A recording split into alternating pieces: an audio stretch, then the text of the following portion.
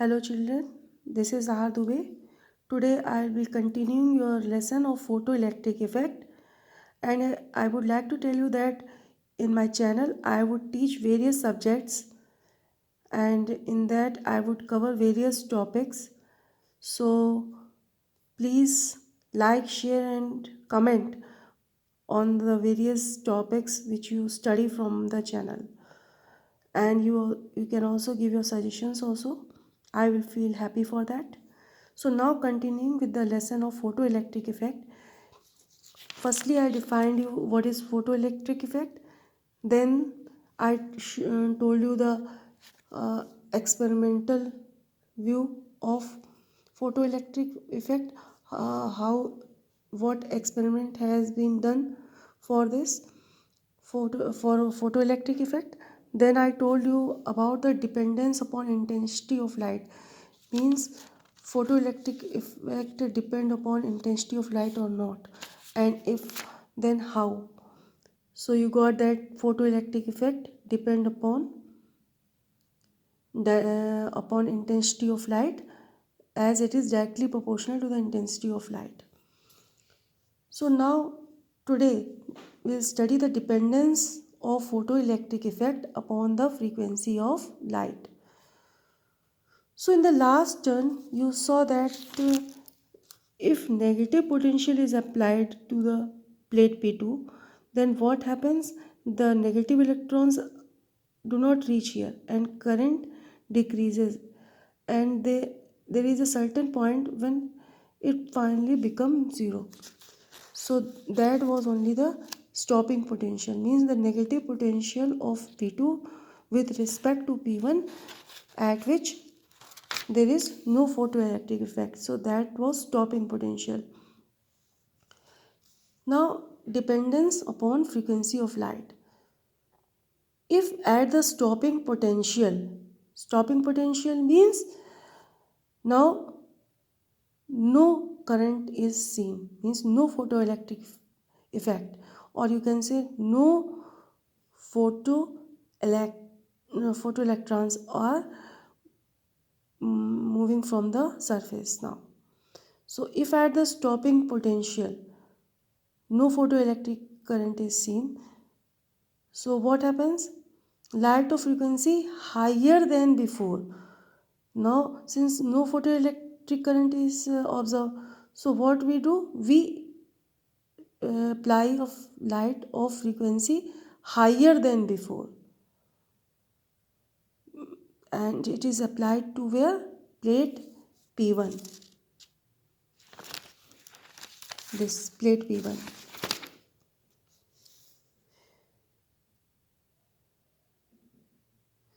So now if light of frequency higher than before is made to fall on P1, then what happens?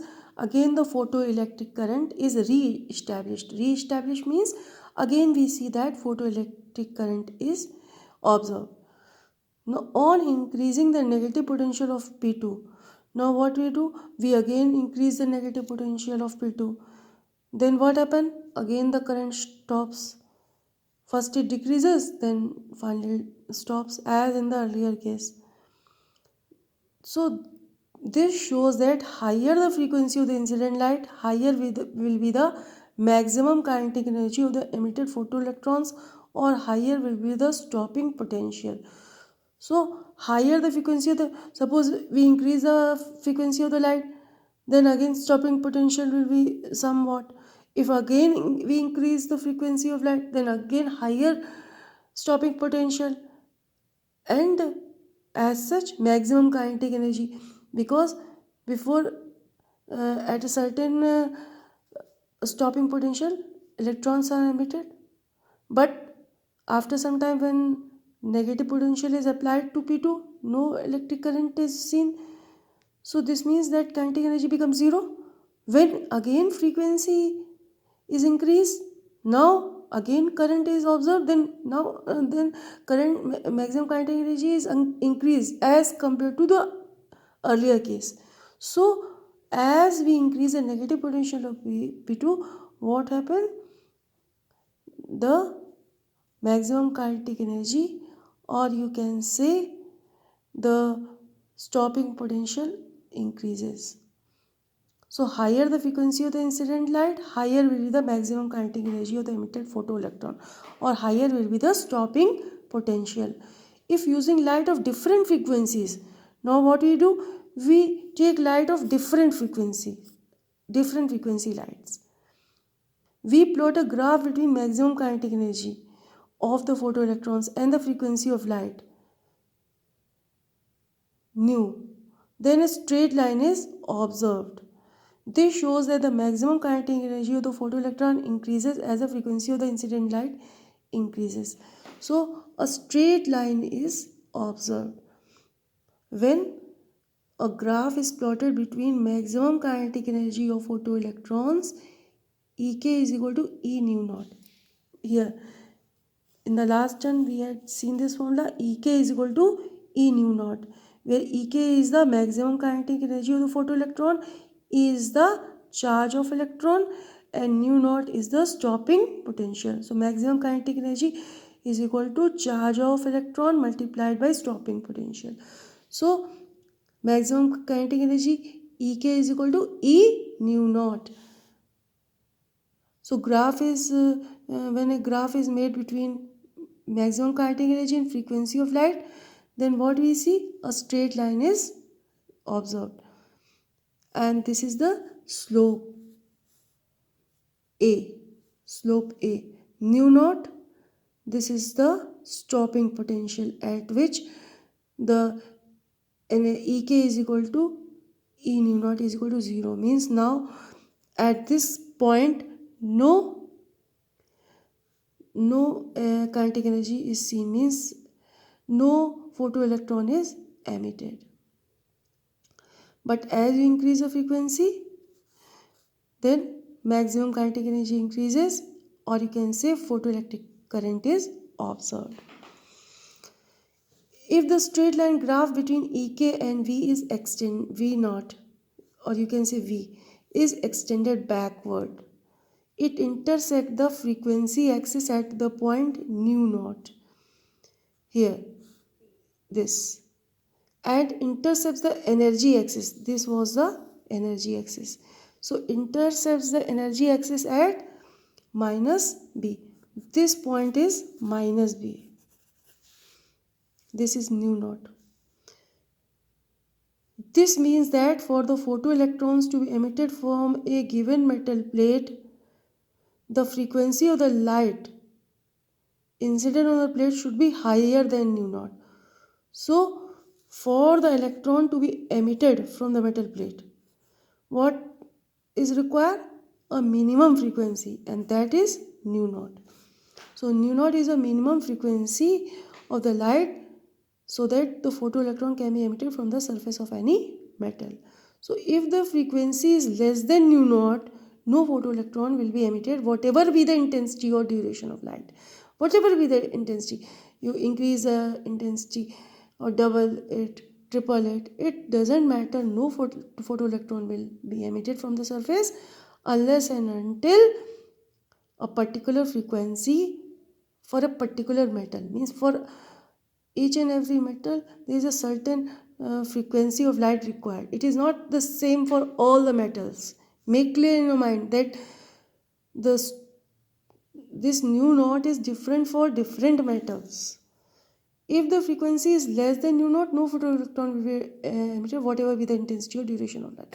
On the other hand, even a dim light of frequency, means it doesn't matter that intensity is less. Even a dim light of frequency higher than nu naught, means only frequency is the main thing for the photoelectron to be emitted from the metal surface. So if a dim light of frequency higher than nu naught is sufficient, only what you require? Nu naught, minimum frequency for the electron to be emitted from the surface. So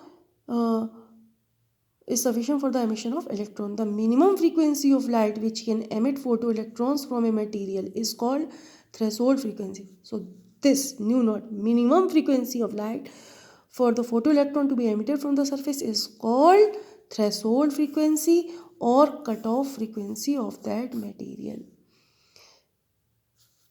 So this cutoff frequency can be read from the graph also. This is the graph. From the above graph, we get a equation Ek is equal to A nu minus B. Learn this equation by heart. Ek is equal to A nu minus B. This equation is experimentally got. How? By experiments. So you have to learn by heart, okay? So Ek is equal to AV, A nu minus B, where A is the slope. I showed you this is the slope is equal to A. So Ek is equal to A nu minus B. So A is the slope, nu, you know, it's a threshold frequency, and B. What is B here? You will know about B here, okay? I'll tell you in this paragraph, okay? If we perform experiments with plate P1 of two different metals 1 and 2, suppose the metal plate, there are two metal plates of different metals. So if we perform experiments with plate P1 of two different metals 1 and 2, we find that the graph between the maximum kinetic energy, this is a maximum kinetic energy, and the frequency of light nu is in each case a straight line. Means the graph will be straight line, and these straight line are parallel to each other. Means which conclusion you get? First of all, the graph is straight line and it is parallel to each other. Their slope is also same. This is the thing you have to keep in mind. These straight lines are parallel to each other. Their slope is same. Whereas the value of nu naught and B are different. I told you also this stopping this cutoff frequency or the threshold frequency is the different for different metals. B is different. This means that in equation Ek is equal to A nu minus B, A is universal constant. So nu naught was the threshold frequency here, and nu is the frequency of the incident light. So A is the universal constant, but B depends upon the material of the cathode plate. So what is B? B depends upon the material of the cathode plate, and A is universal constant. So you make clear this point in your mind, what is A and what is B. B universal constant and A is universal constant and B is the material of the plate. Now when nu is equal to nu naught, then Ek is equal to 0.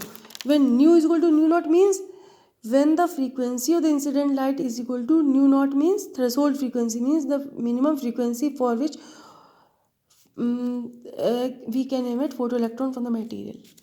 So when the frequency of the light is just equal to nu naught, then what happens? Ek is equal to 0. Means photoelectrons can be just emitted, but they don't have any kinetic energy now. That because they can be only emitted, they don't have any energy. Means their frequency, when frequency is equal to nu naught, means the minimum frequency of light which can emit photoelectron from the material. So only photoelectron is emitted, but they don't have any kinetic energy. So Ek is equal to 0. So here you say, here Ek is equal to 0. When nu is equal to nu naught, Ek is equal to 0. Now, what we have from the equation, Ek is equal to, Ek was AV minus B. This was there A nu. It is A nu minus B. Ek is equal to A nu minus B. Now what we do? We put Ek is equal to 0. A nu naught. A for nu what we write? Nu naught minus B. So what happened? This B comes to this position. So what will happen? B is equal to A nu naught.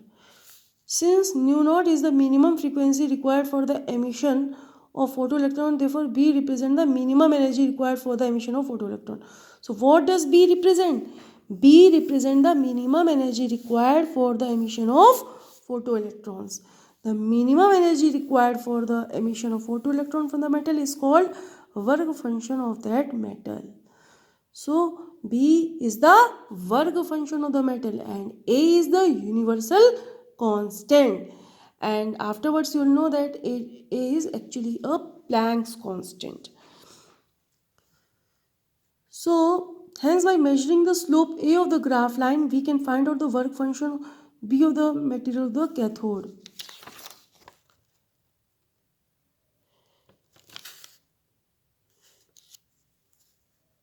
So work function is equal to A nu naught. So if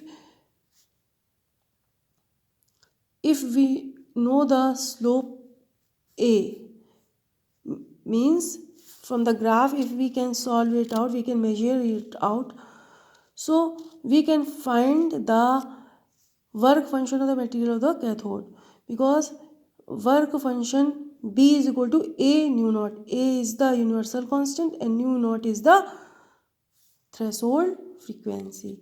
So you know the threshold frequency, you know A.